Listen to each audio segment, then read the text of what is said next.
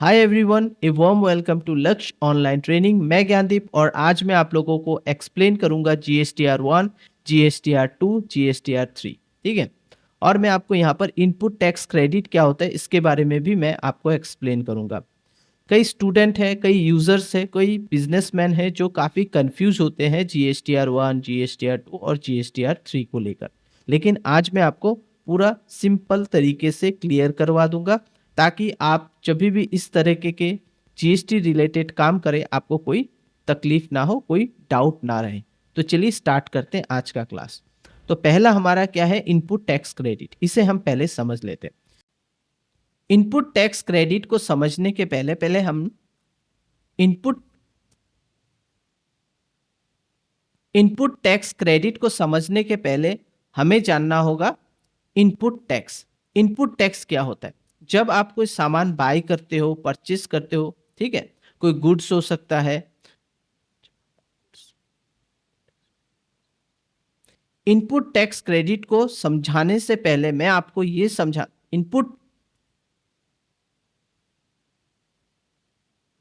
Input tax credit को समझाने से पहले मैं आपको समझाना चाहता हूं इनपुट टैक्स।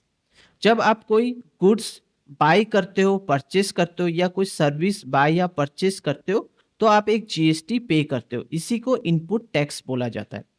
इनपुट टैक्स अगर हम पे कर देते हैं पहले ही, ठीक है, जब हम सामान खरीद रहे हैं तभी हम पे कर देते हैं, तो ये हमारा क्या करता है, हमारा जो आउटपुट टैक्स लाइबिलिटीज है उसको कम कर देता है। ये कैसे कम करता है ये मैं आपको नेक्स्ट स्लाइड में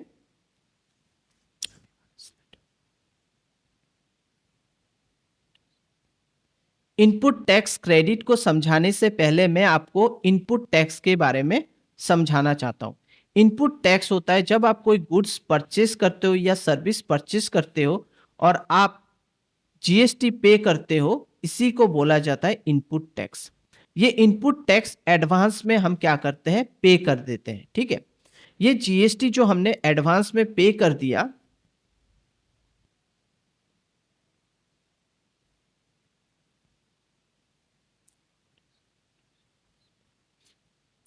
इनपुट टैक्स क्रेडिट को समझाने से पहले आपको समझना होगा input tax.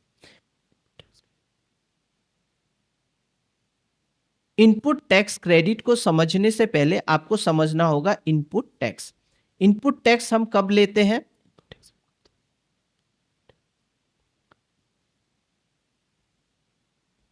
Input tax credit को समझने से पहले आपको इनपुट टैक्स के बारे में जानना होगा। अब इनपुट टैक्स क्या होता है? जब आप कोई सामान परचेस या बाय करते हो या कोई सर्विस बाय करते हो और जो भी GST आप पे करते हो उसी को हम बोलते हैं इनपुट टैक्स। तो आई थिंक आपको समझ में आ गया इनपुट टैक्स क्या होता है।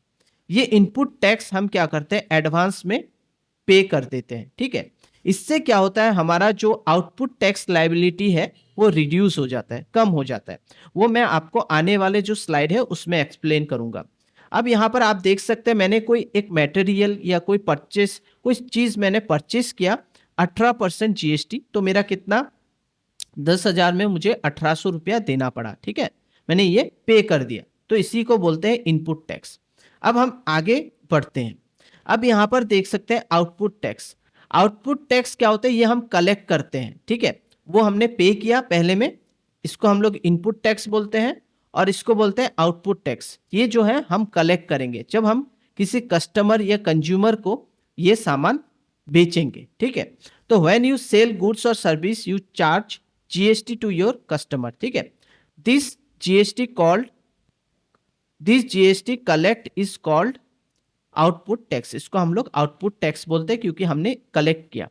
अब ये यहाँ पर आप देख सकते हैं, हमने जैसे जो लैपटॉप हमने, मान लीजिए यहाँ पर हमने लैपटॉप 10,000 में परचेस किया और इसको हमने सेल किया 20,000 में, तो हमारा 18% जो GST बनता है 3600 का बन रहा है। ठीक है, इसमें 3600 का हमारा GST बन रहा है। ओके, तो ये हमने कलेक्ट कर लिया। अब हमको क्या करना है, गवर्नमेंट को ये भी पे करना है, वो भी पे करना है, ऐसा नहीं होता है। हमें कैसे पे करना है ये मैं आपको यहाँ पर एग्जाम्पल से समझाना चाहता हूँ, हाउ इट्स वर्क। ठीक है, तो यहाँ पर आप देख सकते हैं GST payable, output tax, input tax credit. तो यहाँ आप देख सकते हैं इनपुट टैक्स जो था वो सॉरी, आउटपुट टैक्स जो था वो 3600 था और जो हमारा इनपुट टैक्स क्रेडिट था वो था 1800। तो ये माइनस हो जाएगा, जो आउटपुट टैक्स था उससे इनपुट टैक्स माइनस होने के बाद हमारा सिर्फ 1800 होता है, ये हम क्या करेंगे, पे करेंगे। ठीक है, ये ऑटोमेटिकली आपका जीएसटी जो पोर्टल है वहां पर एडजस्ट हो जाता है।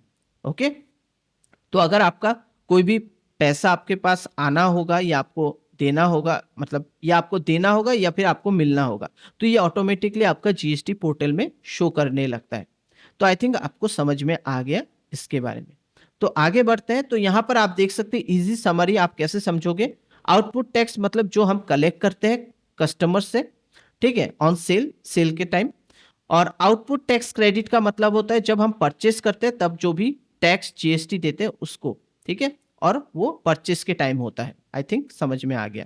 जीएसटी पेबल कब होता है, net tax after adjusting ITC. ITC adjust कैसे होता है, आउटपुट टैक्स से इनपुट टैक्स को माइनस करने के बाद जो भी अमाउंट होता है उसी को हम लोग जीएसटी पेबल बोलते हैं। ओके, तो आई थिंक आपको समझ में आ गया यहाँ तक। तो चलिए अब हम जानते हैं B2B, बिजनेस टू बिजनेस। तो बिजनेस टू बिजनेस क्या होता है, बिजनेस टू बिजनेस का मतलब होता है कि जब एक मैन्युफैक्चरर या एक बड़ा कंपनी उनका जो भी प्रोडक्ट है वो किसको सेल करते हैं, पहले होलसेलर को, ठीक है, या फिर आप बोल सकते हो रिटेलर को या कोई डीलर को, ठीक है। तो इसको हम लोग बोलते हैं B2B, क्योंकि आगे जाकर वही होलसेलर क्या करेंगे, रिटेलर को या फिर कोई कंज्यूमर को या कोई कस्टमर को बेचेंगे। तो आई थिंक आप लोग को समझ में आ गया B2B का मतलब क्या होता है, बिजनेस टू बिजनेस। लेकिन कैसे करके होता है, बड़े बड़े मैन्युफैक्चरर होलसेलर को या रिटेलर को ही अपना सामान देते हैं, ठीक है, उसके बाद उसी सामान को वो कस्टमर को सेल करते हैं। तो आई थिंक आपको समझ में आ गया। इसमें कुछ फीचर्स है। तो जो बायर्स होते हैं उनका जीएसटी नंबर होना जरूरी है, और जो सेलर होते हैं वो एक टैक्स इनवॉइस प्रोवाइड करता है, तब जाकर जो बायर्स है वो क्लेम कर सकता है इनपुट टैक्स क्रेडिट को, ठीक है। तो आई थिंक आपको ये समझ में आ गया। तो यहाँ पर एक एग्जांपल दिया हुआ है, 100 या 1000 मोबाइल वो डायरेक्टली होलसेलर को बेच देते हैं, ठीक है, होलसेलर रेट में। उसके बाद वो कस्टमर को, जो होलसेलर है या फिर जो रिटेलर है, वो कस्टमर को वहां से बेचते हैं, ठीक है, रिटेल प्राइस में। तो आई थिंक आपको ये समझ में आ गया B2B। अब हम जानते हैं दूसरा जो है, अब मैं आपको एक्सप्लेन करने वाला हूं B2C, बिजनेस टू कंज्यूमर, या आप बोल सकते हैं कस्टमर। इसमें क्या होता है, जो छोटे छोटे रिटेलर शॉप्स होते हैं, फॉर एग्जांपल यहाँ पर कुछ शॉप्स या कुछ बिजनेस के नाम दिए हुए हैं, जैसे रिटेलर, रेस्टोरेंट, सलून, शॉप्स। तो ये जो है रिटेलर है, ये डायरेक्टली कंज्यूमर या कस्टमर के साथ इंटरेक्ट करते हैं और उनको प्रोडक्ट बेचते हैं, ठीक है। तो इसी को बोला जाता है B2C, बिजनेस टू कंज्यूमर या कस्टमर। बिजनेस सेल गुड्स और service directly to the final consumer, ठीक है, जो फाइनल कंज्यूमर्स होते हैं उनको। इनको जो कस्टमर्स होते हैं इनका कोई जीएसटी नंबर जरूरत नहीं है, नो आईटीसी फॉर कस्टमर, उनका कोई आईटीसी का ज़रूरत नहीं, क्योंकि वो अपना कंज्यूम करने के लिए, एक मोबाइल अगर खरीदा, कुछ चीज़ें खरीदा, तो वो अपने यूज़ के लिए ले रहे हैं, ठीक है। इसीलिए इनमें इनका कोई आईटीसी नहीं होता है, मतलब इनपुट टैक्स क्रेडिट वगैरह इनको फिल नहीं करना पड़ता है, रिटर्न फाइल नहीं करना पड़ता है।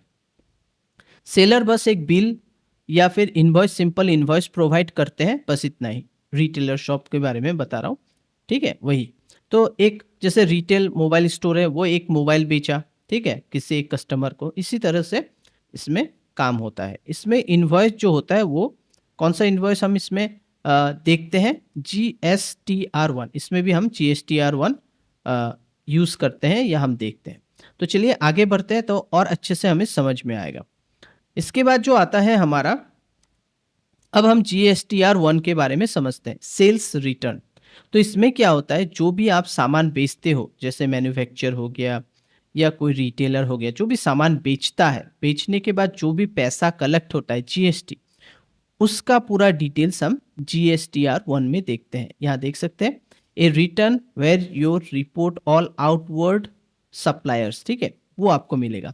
Every regular GST registered business, जो भी रजिस्टर्ड बिजनेस है उनका पूरा जीएसटीआर 1 होगा। आपका जो जीएसटी पोर्टल है उसमें जीएसटीआर 1, जीएसटीआर 2, जीएसटीआर 3 सारे रहते हैं। तो उसमें जीएसटीआर 1 में आप वो डिटेल्स देख पाएंगे जो टैक्स आपने कलेक्ट किया है, ठीक है। तो B2B अगर आपने सेल किया है, B2C लार्ज सेल सॉरी, वो भी देख पाओगे, एक्सपोर्ट सेल्स, ठीक है, credit note, debit note, advance receipt, जो भी आपने जीएसटी वगैरह कलेक्ट किया है सेल करके वो पूरा डिटेल्स आपको यहाँ पर मिल जाएगा, ठीक है। तो यहाँ पर आपका कुछ डेट दिया हुआ है, ये कोई फिक्स नहीं है, यहाँ पर जो भी है इसको हम अभी नहीं देखेंगे, इसको अभी हम फॉलो नहीं करेंगे। बस यहाँ पर देख सकते हैं to show the GST you collect, जो भी आपने सेल करके जो भी जीएसटी कलेक्ट किया है वो यहाँ पर आपको शो करेगा। नेक्स्ट आपका आता है GSTR 2A 2B purchase return. इसमें क्या होता है, a return for inward supplier purchase. जब आप कुछ सामान खरीदते हो तो जीएसटी पे करते हो, तो वो सारे डिटेल्स आपको यहाँ पर मिल जाएगा, ठीक है। इन actual use GSTR 2 is currently suspended, इसको सस्पेंड किया गया है और अपग्रेड करके आपका GSTR 2A read only auto report, ये ऑटो रिपोर्ट जनरेट कर देगा। जो भी आपने सामान खरीदा है और जो भी टैक्स आपने पे किया है वो यहाँ पर जनरेट होने लगेगा आपका जीएसटी पोर्टल में, ठीक है। और GSTR 2B ITC statement for claiming ITC, अगर आपको क्लेम करना है, ठीक है, जितना आपको पे करना है वो डिटेल्स आपको यहाँ शो करेगा, या फिर आपका वहाँ पर ही फॉरफिट हो जाएगा। मान लीजिए आपने पर मंथ या क्वार्टरली या फिर आपने हाफ ईयरली जीएसटी अगर आप पे करते हो, तो कभी कभार क्या होता है कि आपका सेल हुआ नहीं है तो आपको जीएसटी भरने का ज़रूरत नहीं, या फिर एडजस्टमेंट किया जाता है उसमें, ठीक है। वो जब आप जीएसटी पोर्टल में देखोगे तब आपको वो सारी चीज़ मालूम चलेंगे, ठीक है। तो ऐसा नहीं है, कोई कंपलसरी नहीं है कि जीएसटी आपको जीएसटी फाइलिंग करना पड़ता है, क्योंकि कभी हमारा देखिए हर मंथ में या हर क्वार्टरली आपको जीएसटी फाइलिंग करना पड़ता है, ठीक है। मंथली समझ लीजिए, तो किसी मंथ में आपका सेल ज़्यादा हो गया है तो आपको जीएसटी कलेक्ट भी ज़्यादा हुआ है, आपने परचेज ज़्यादा किया तो आपने टैक्स जो जीएसटी टैक्स ज़्यादा दिया, तो इस तरह से उसमें क्या होता है एडजस्ट होने लगता है। पर मंथ में बता रहा हूँ या क्वार्टरली आप देख लो, तो उसमें आपका जो भी अगर क्लेम होता है आपको देना है या आपको मिलना है, आपने ज़्यादा टैक्स पे कर दिया, ठीक है, वो भी आपको यहाँ पर शो करने लगेगा, ठीक है। तो यहाँ पर उस तरह से एडजस्ट होने लगता है, तो मेरी बात आप समझने का कोशिश कीजिए। नेक्स्ट जो आता है जीएसटीआर 3B, इसमें समरी जीएसटी रिटर्न, जो भी आपने टैक्स वगैरह भरा है, जो भी टैक्स आपने डिटेल्स यहाँ पर डाला है, ये पूरा का पूरा आपको शो करेगा। आपने कितना सेल किया है, कितना परचेस किया है, ठीक है। तो यहाँ पर आप देख सकते हैं इनपुट टैक्स क्रेडिट क्लेम कर सकते हैं यहाँ से, ठीक है। जीएसटी पेएबल होगा तो आपको देना पड़ेगा उतना, ठीक है। जीएसटी अगर आपका पेड हो चुका है, ऑटोमेटिकली वहाँ पर पेड भी हो जाता है कभी कभार कि आपका तो अभी देना नहीं है क्योंकि आपका ऑलरेडी यहाँ पर फॉरफिट हो चुका है, इस तरह से डिटेल्स आ जाता है। तो वो क्या होता है कि आपको जीएसटीआर 3B में मिल जाएगा। तो जीएसटीआर 1 सेल्स, जितने भी आपने सेल करके जो भी जीएसटी कलेक्ट किया है वो है। जीएसटीआर 2 जो मैंने बताया है 2A या 2B, ठीक है। जीएसटीआर 2 करेंटली सस्पेंडेड है। 2A जिसमें आप रीड कर सकते हैं, आप सिर्फ समझ सकते हो क्या है, और 2B में जो है उसमें आप क्लेम कर सकते हो आईटीसी, ठीक है, इनपुट टैक्स क्लेम कर सकते हो, क्रेडिट को क्लेम कर सकते हो।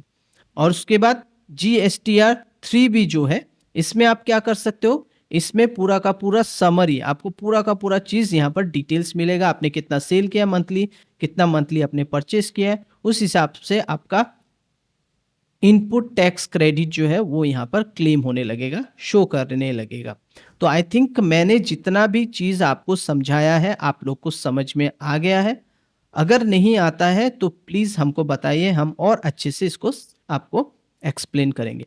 तो आशा करता हूँ अगर आप लोग को ये जीएसटीआर 1, जीएसटीआर 2, जीएसटीआर 3 और उसी के साथ इनपुट टैक्स क्रेडिट, ये सारा चीज़ अगर आपको समझ में आ गया, इनपुट टैक्स और आउटपुट टैक्स, ये सब अगर आपको समझ में आ रहा है या समझ में आ गया, तो आज का ये टॉपिक हम यहीं समाप्त करते हैं। अगर आप लोग को हमारा वीडियो पसंद आ रहा है, समझ में आ रहा है, प्लीज़ लाइक कीजिए, शेयर कीजिए और सब्सक्राइब कीजिए हमारे चैनल को। Thank you, bye bye, take care.